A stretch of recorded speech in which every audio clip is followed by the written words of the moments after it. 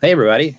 I'm Bill. That's Brian. This is Talkin Overtime, the show where two grown men act like idiots for a little while. My mug, I had it every so often. Well, the mugs they'll be in sync here, but now I can't monetize this. I'll have to blur that sorry. out. But no, these are always like a fun chat. I know they're not the highest watched in. No, we get like 60 views. I think 2 of them are me. but it's just fun to like hang out for a half hour, chat about Mask and other things that pop up on the Wheel of Illusion, and I enjoy it a lot. So you're enjoying yourself right now. Yes. Well, I haven't started yet. This is sort of until I feel the need to hit that. Right now, I'm good. All right, well, let's share the wheel then. Maybe you'll feel the need. I'm gonna feel the need if I see some of these categories. The need for speed? I don't know. Yeah. Ignite the night. So here's the categories. Best 80s cartoon theme songs. Would the name need to be changed? Theme song covers. So that there, if it lands on it now or whenever, you brought it up, and I think we talked about it a little bit off and on. Mask. Does it? Yeah, would the name Mask need to be changed? Because of masks being everywhere. That's what that is there. So the retrified article, toy lines we forgot about, best 80s playsets, when does the 80s collecting market burst, and agents leaving their jobs all of a sudden? I'm hoping it lands on that one because I think that'll be a fun one. Me too. I like that one. I have some ideas on all of these, but naturally, we're gonna see what we get here and see what happens. What do you got in there right now? Water? No, diet soda from like 2 hours ago. Flat. It's flat then. Get it fill up. It's so flat. If you're gonna fill up though, so like take your cup, bring it. I'm gonna ignite the night. Well, you can't see me. No, I'm telling you how professional YouTubers do it. Oh, is there a way? So you have whatever this is. Like I have some lemon water here too. Uh-huh. I don't know why I have that too, but you bring it down here and you pour it. Oh, and they don't see it. And then that way there you don't get demonetized. See, I'm just some random guy who's doing this. You know the tricks. Correct. But let's spin the wheel here and see what we land on. You're good at this. The Let's go 80s playsets. I think I forgot to share the sound, so deal with it. Hey! Did you rig it? No. Okay. This is us doing it live. Usually it goes da-da-da-da-da-da. Before we jump into, think about the jobs that we have already in the show. So you have a pizza delivery person or a pizza maker. You have an exotic pet store owner, a toy maker, a rock musician, a race car driver / trainer, history teacher. You kind of go through these elements here. How does any of those people not get fired? That's the thing.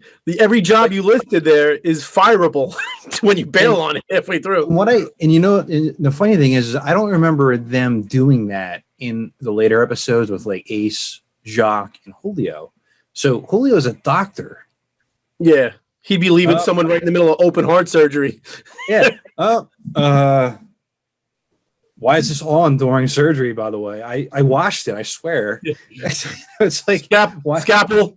Boop, boop, boop, boop, ching, out of it. The one job you could probably do that with is like lumberjack. Yes. Well, not if you have like a whole crew going. I'm sure there's some, unless you're accountability. But think about the context of that and like how. So number one, let's start like how unique that situation is for that to be in the cartoon. Like I think it's a pretty funny idea. It's the best part of the cartoon. Like I love it. So kind of go on that, a little bit if you can there. Tell me when you were a kid, the best part of each episode wasn't the roll call where they abandoned their jobs and you found out who was going to be on the show. That was the best part of every episode. It still is.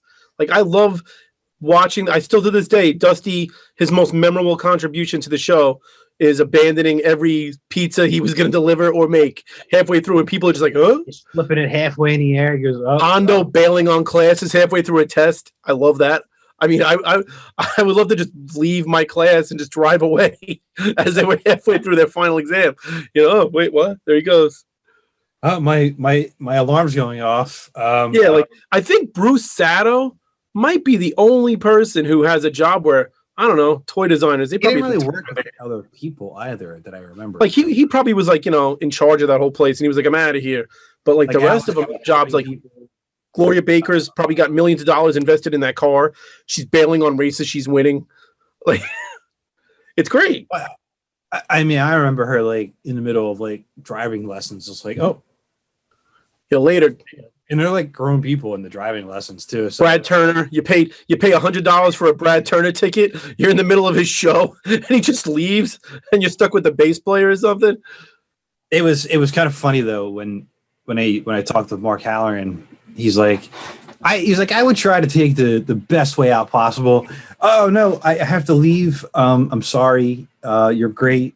You know, he's like going on and on like that. Like he's not just going to get up and leave. He's going to try to he's trying to, concoct some sort of story. I was like, yeah. And Trying to make it not so obvious.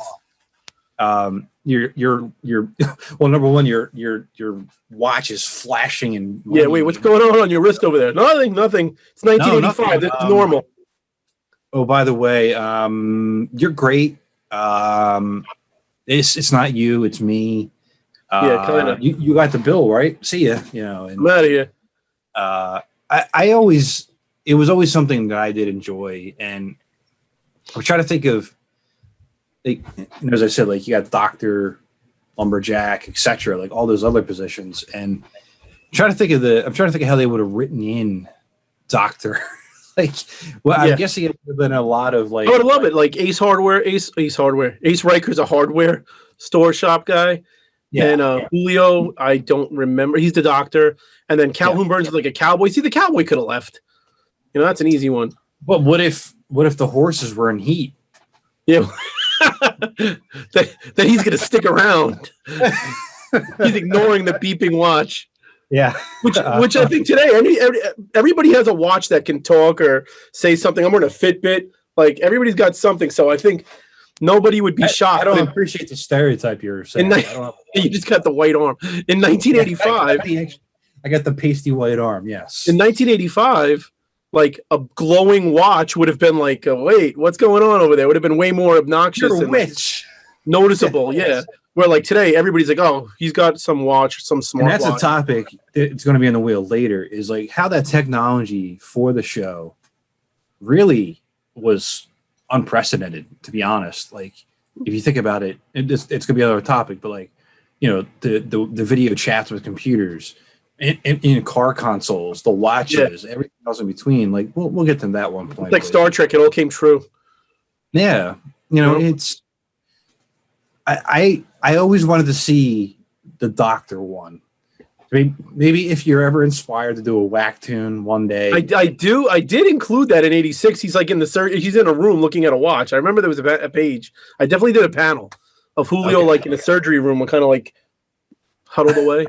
I'm drawing a blank on it, but I'll have to go back and with Mask 85, I remember I made Hondo teach at the Tracker School for the Gifted to help explain why he could just abandon on the kids in his class, like while he was leaving. And I remember he bailed on the Breakfast Club kids and just left them all in class.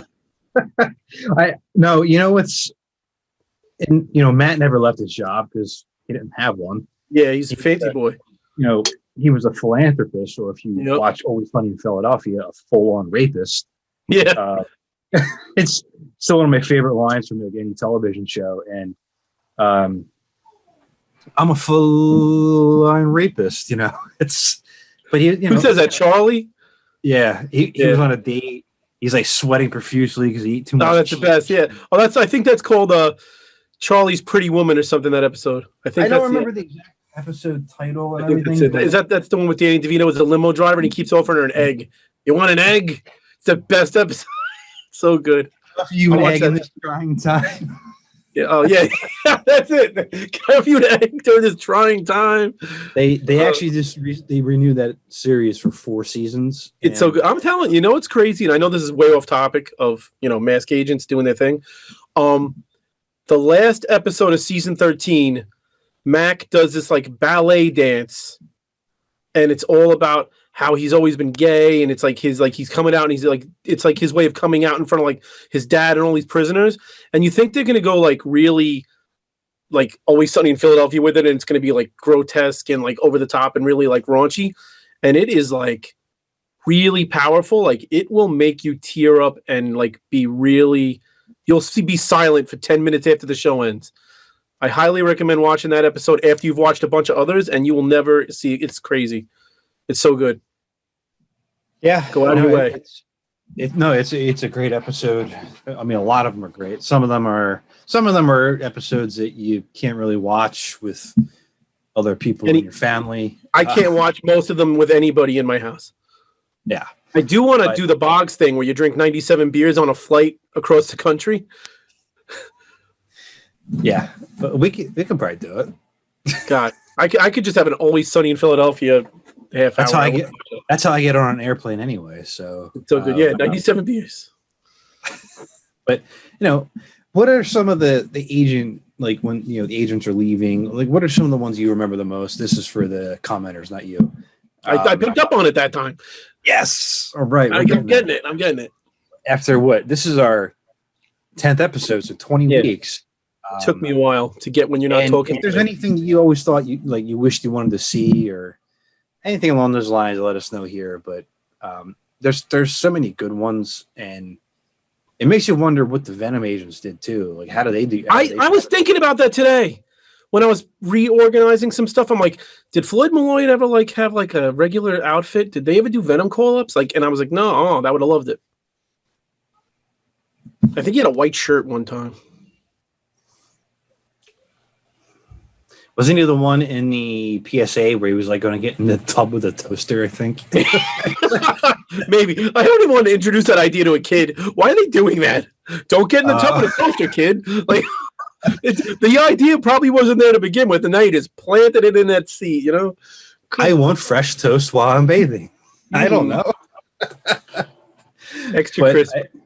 Yeah, I do kind of remember that. I'm going to share the sound on this one here, so we make sure we get it. Oh, do-do-do-do-do-do-do.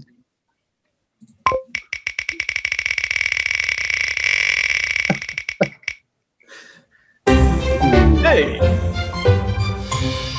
All right. So, 80s play sets. There are a ton of them, and which are the best? I have some behind me here. You can't see them because all of them are too big to display inside of the cases right behind me here. And I'm not being biased. Like, I'm not going to say, like, Boulder Hill is not my favorite play set. It's one of them. It's in my top two. I enjoy it. It's not the best quality. I'll say that. Compared to other play sets, Boulder Hill is really, really flimsy. But it is my second favorite. I have a top 3 that I can kind of move around, I would say. And I never owned the flag ship. So I did. I'm not including that line because I don't know. I don't know anything about it. I've seen pictures, but I'm gonna go off things that I've owned. So I have. So on top here, I'll see if I can point it up without losing anything here. There's number 1 right there. I got Castle Grayskull, which I consider to be number 1. It's number 1 for me too. I do not consider it to be a great play set. It is so damn flimsy and falls apart everywhere. And then you got Ghostbusters Firehouse. I love that one as a kid. I never had it. Like I go Grayskull, probably Boulder Hill, and then the Firehouse is 1, 2, 3. And that's only because I had them growing up, and I have them now tangibly. There's other ones out there too that I had when I was younger, like the Turtles Sewer. My brother had that. That was cool.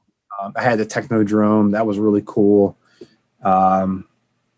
There's so many of them out there, and but those are the ones I remember the most fondly. And also, I have one in the closet. I just don't have any room to display it. The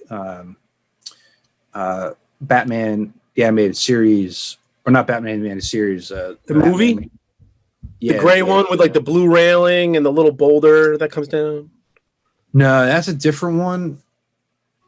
Maybe it is that one. It's the one. It's got like a little television monitor in the front. It's the mansion that opens up. I had that one too. No, that's like one of the movie sets. The mansion that opens up. The mansion one. I have that one. It's just I with the animated series display here, I don't have any space for it really. So like those are the ones I would gravitate toward. And it's hard pressed. Like I know they're coming out with a new Origins Grayskull. If I can ever find it, I'm going to get it. Especially for Liam. I'm getting that stuff for Liam. So that way, there he has his own stuff like to be able to play with, and it's going to obviously the quality of it's probably going to be a little bit tougher. It should be. They've been good quality. You learn from mistakes of the past. So, but I can't think of others that would like really jump in there. I didn't have a lot of. Like I have the Millennium Falcon up there from the original one. It's yellowed beyond. Ewok Village I had the Ewok Village, but there were so many other ones. Like I never had the Death Star. I never had. I don't remember if there was anything for like Indiana Jones. There was little play sets like the Well of Souls. They had little. They weren't gigantic and along the lines of like Snake Mountain or the Flag. I have this Doom castle. I'm telling you, that Doom Tower, the tower, whatever they call it, I had that as a kid, and that thing was multifunctional. I played with everything. I like that better than Hall of Justice. Hall of Justice is better than Hall of Justice. An episode that I talk about. I'm going to talk about play sets, the ones that I have. When I talk about a Hall of Justice, it might upset people because you open it up and it just falls apart. And it's got like a weird table, and the pieces are all just kind of loose. The figures are the best superhero figures. I mean, in my opinion, yes. But then you get to that thing, and it's like, what the hell is this? It's like the Superman jogger. Why? Yeah. Why does he need that? Or his legs? He's not fast on his own. He needs that jogger. But that there, it's a really cool set. Like I don't know if Transformers had anything. I had a ton of Legos growing up. Like, I don't count Lego as a play set. Well, you know what I mean. Like I'm just trying to like think of like things that I have. My favorites are Grayskull is number one, not even a question. Number two is Boulder Hill, not even a question to me, just because it was like immense. So R1 and 2 are the same. Yeah, R1 and 2. So the third one, which is the best one as a kid for me, was the Terradrome out of G.I. Joe. That was so fun to play with, and it was sturdy and it was awesome. It was like a big. It was the perfect size. So it was called the Terradrome. Terradrome. It's a big circle there. It's a big circle. G.I. Joe had the best play sets across the board. Like that line had the best play sets, whether it was the tactical battle platform or the USS Flag, which I owned until about 4 years ago, and I sold it. Just because if you live with the Flag, it's like parking a car in the room. You can't have children. It's literally 7 feet long. It's huge. Like you don't get it until you have it in your house. That it's just always in the way. I had it in the back. I had this growing up. The Cobra Terradrome. I had this. Yeah, that thing's great. That thing's great. I don't remember it too fondly, but looking at the picture, I did have this. I'll make sure that, post it. G.I. Joe Headquarters is awesome. Master of the Universe, Snake Mountain, I don't really like that much. It's okay. But the Fright Zone was awesome. Oh, I had the Fright Zone too. I love the Fright Zone. I love the trees. I love the little jail. Tree that came in and grabbed you. Yeah, that thing was. I still have the tree actually down in the garage. But yeah, that was a good one. Yeah, I sold a bunch of He-Man stuff a few years ago, and the Fright Zone's the regret that I have. I should have held on to that. Snake Mountain, I just gave to my daughter. I have the Bionic 6 play set. That thing is wacky. I just buy it because I wanted a play set for the Bionic 6. The one place that I see... What's up? Bionic 6, I'm not... So, no, it's still obscure. Bionic 6, Centurions, like those things like that. Like, I'm not really versed in that. Yeah, and they never had a place at the Centurions. They're too big, those figures. There is a Bionic 6. I don't know if you can see it or not. It's weird. It doesn't make sense. It's like blue, yellow, red. It's just odd. It's just so odd. And then, No, the one I love that I never owned, that I've never seen, that I'm never going to pull the trigger on because I don't have the space. Dungeons and Dragons had the Fortress of Fangs, and in pictures, it looks like the best thing ever. But I didn't even know it existed. How big is it? I've heard of it. Bigger than I thought it was because I saw somebody put figures to it a couple weeks ago, and it's got to be the size of like Castle Grayskull, for the most part. It looks big. A little shorter. Do you have the figures? I had War Duke and I sold him. So that'd be kind of weird getting a play set just with no figures, though. Yeah, no, I would need the figures. I have one figure. I wasn't just going to get the figure, so. And then I have Voltron down here. I know Voltron had a play set. They had the castle. I own that too, and I sold it. They had the Castle Alliance. Yeah, that's a cool play set. It's just mine was yellow, and I hate when my toys are yellow. At that point, they just have to get sold. That's my Millennium Falcon here. It belonged to my cousin before he didn't want it anymore, so I took it, and then I rebuilt parts of it with the new one that came out. And I'm going to try to de-yellow it with the Falcon. The Falcon would probably be my fourth. That counts. It's so good. So like Dan did that episode of getting the yellowing out of Stiletto. So I'm going to try to use that same thing on Millennium Falcon. I haven't done it on Stiletto yet, but I want to try it because experiment on the Falcon first. Yeah, the Falcon is. Yeah, give it a shot. What a piece of crap. I was talking about the Terrordrome being awesome, G.I. Joe having the best ones, the Fortress of Fangs was the same size as Castle of Grayskull. And there you go. You want to just go, and then that's play sets. And that's play sets. There it is. Do you like the segue there? Nothing happened in between. Nope. That we forgot what we were talking about.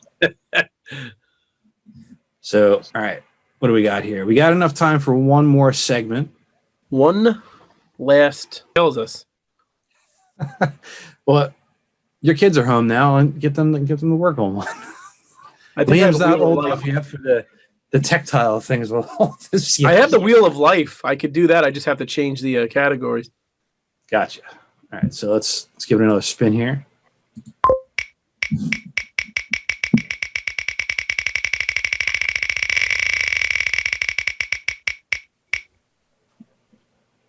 The name needs to be changed.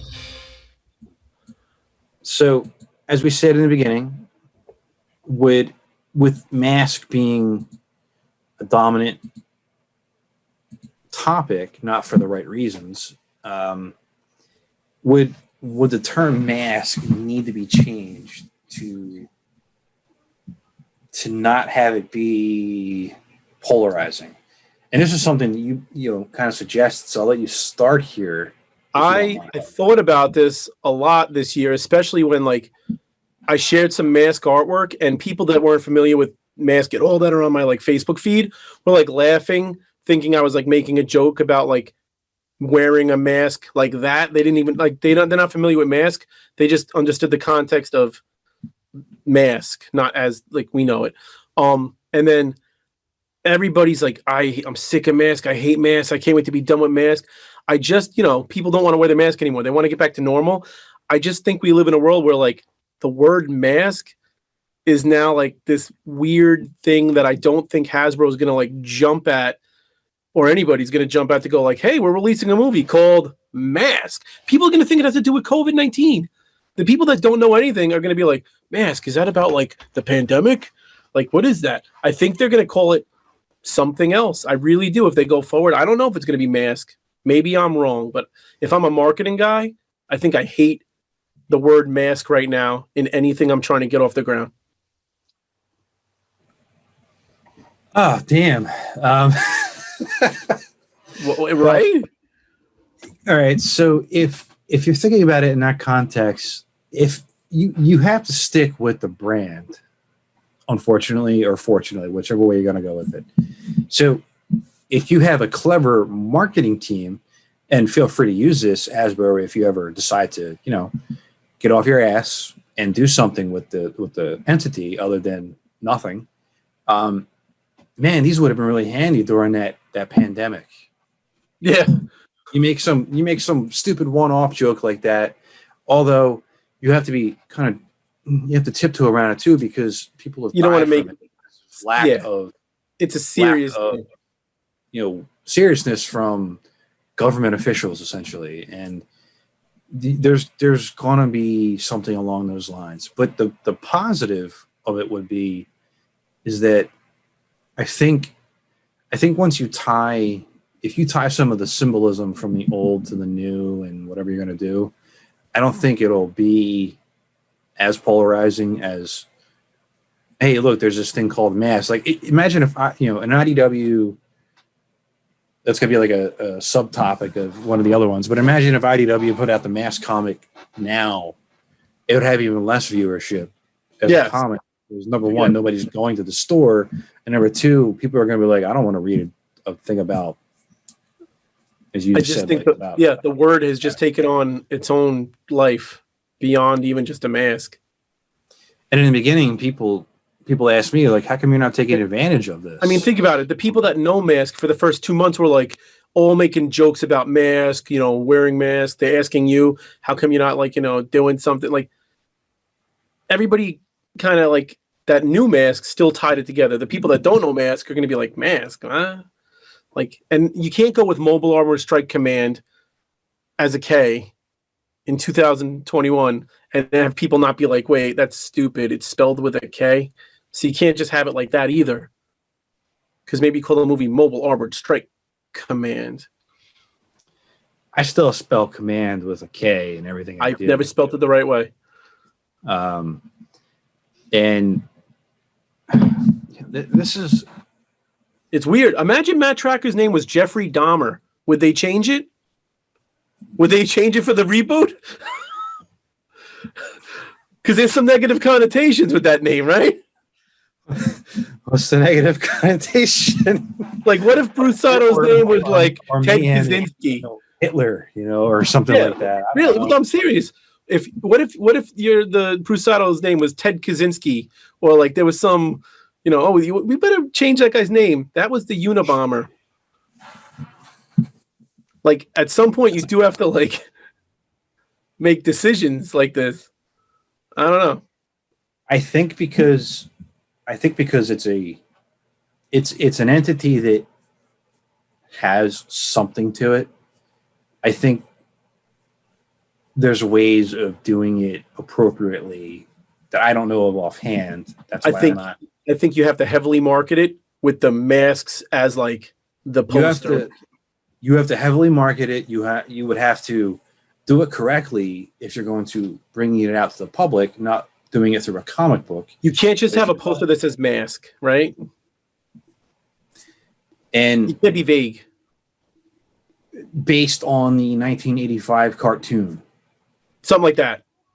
Like, or toy line or whatever. Yeah, and you have to show like all the different masks they wear and like the vehicles. You have to show that it was there before all this happened. You can't just go mask on a black shirt. Like, you can't just have mask on a black poster coming June 2024.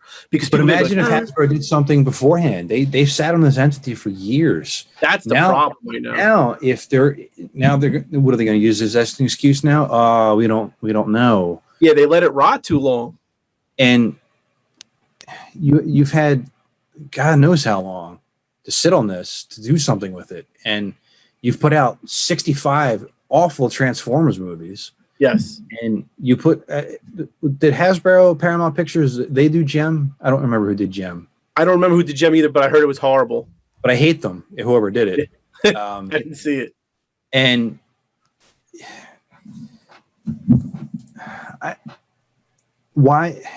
there's all the elements you need are right there. And I've said this ad nauseum. And if it wasn't for the fact that IDW put out a comic and decided to change a lot of the dynamics that made Mask what it was, it wouldn't have failed as badly as it did. And that's going to be another day for you and I to talk about. I've talked about it before. We've chatted about it off and on, but it needed to have a different presence out there. And if Mask came out 4 years ago as a movie or a revitalized cartoon or anything, this wouldn't be an issue. Now, because you've sat on it for so long, this here takes on a different meaning. Yes, And that's true. now you have to not only figure out how to promote it correctly, you have to then do the PR thing around all this, and that's hard to do. Like I don't see how that's a win at all for anybody in that department. That even if they have a department that does stuff like that, I don't know. Yeah, no, That's going to be tough. It's a tough sell. I just think they have to have the footage and the designs in place before they start advertising the word, because I think the word itself is just going to turn people off. Was it the IDW comic to put Mobile Armored Strike Command? No, actually, it was the G.I. Joe tracker. Yeah, it was that one. Mobile Armored Strike Command in the logo instead of just the initials. I think that's what you're going to get, something along that line. Which is fine. I'm not opposed to that. You can call it Mask. They better not call it Mask 85. That's all I'm saying. Or 86. They're going to call it Mask 87. Yes. That they can do. And it's going to be completely based off of your 2 iterations of the comic. As long as they give me some credit here and a little bit of this. No credit. No credit. No credit, no money. Actually, you'll be sued for something. Yeah. I don't know.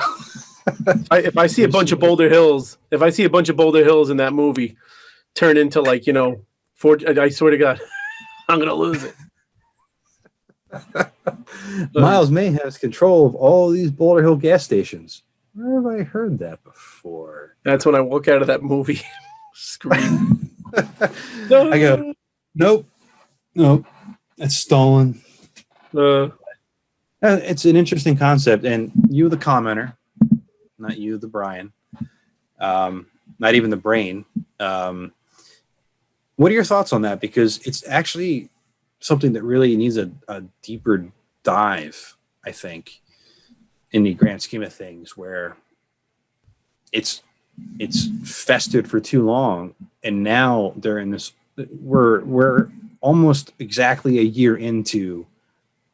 If you are, not if you're following the protocols, you've been stuck inside for a year, and trying to actually stop the pandemic by not going outside and staying as safe as you can. Wearing a mask. Yeah, wearing your mask. I wore that one behind me, that Ultra Flash one there. I don't think it helped. There's holes in it everywhere. That thing probably had your face all clammy within 5 minutes. It did. But no, I didn't do that. But it's going to be something to really think about on that front. I don't know. That's a really good. That's a really good topic. It's surprising you. Yeah, right. I've been thinking about it. I don't know why. Well, we've run about a half hour. Is there anything you want to talk about real quick before we sign off? No, any artwork coming up or anything like that? What is today's date? 26. 26. Happy birthday, Liam. Because his birthday will be before we tape again. It will. I can invite you to the Zoom. Yay. My parents are like, who the hell's this guy? Uncle Wack. Yeah. No, I'm telling you, when we're allowed to go outside again, Phillies game on me. Then I'll buy you the top shelf stuff there. Wow. I'll get you your own Chase Utley shirt. Thank you. And it'll be night to night. Yeah. Night to night. We'll just there's if it's the middle of the summer, there's a bar on the 3rd level that's air conditioned. Oh, nice. If we buy really crappy seats, we can just go up there. It's always good to escape the fresh air and get into the air conditioning. I've done it before. It was like 120 degrees outside. Like you're on the asphalt and everywhere, and I had lower level. I was like, nah, screw this crap. I went upstairs, sat in the bar, and I just nursed a vodka and club soda. Yeah, that's what you do. I've had my knees getting torched out there at baseball games. You just run for the clubhouse. But remember, January 30th around 12 o'clock, there'll be a live feed. Just check the YouTube channel. You'll be able to find that there. So until next time, keep an eye on Brian's Twitter and Instagram feed. He's always posting very unique interpretations of his artwork. Always go outside his comfort zone. So I do highly recommend checking him out. I'm Bill. I'm Nobody. And until next time, we appreciate you watching. And if you have a wheel topic, let us know as well. And we'll talk to you later. Thank you.